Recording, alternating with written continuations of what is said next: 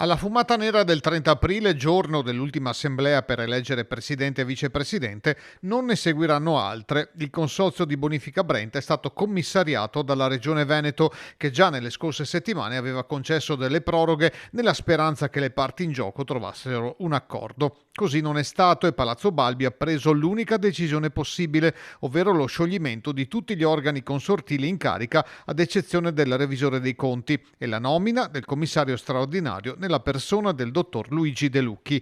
Il commissario, si legge nella nota della Regione, è ora incaricato di porre in atto tutte le azioni necessarie a garantire il regolare funzionamento del consorzio e di provvedere alla ricostituzione degli organi consortili attraverso l'indizione di nuove elezioni. De Lucchi ha ricoperto per anni il ruolo di direttore dell'unità organizzativa bonifica e irrigazione della Regione del Veneto. Entro 5 giorni dall'accettazione dell'incarico, il commissario dovrà presentare alla Giunta regionale un progetto che viene definito di disciplina elettorale. L'obiettivo è convocare le elezioni in tempi celeri, verosimilmente in autunno, per avere al più presto una nuova assemblea, la nomina del consiglio di amministrazione, del presidente e del vicepresidente, ovvero il completo insediamento dei nuovi organi consortili che in 4 mesi e mezzo sono rimasti congelati.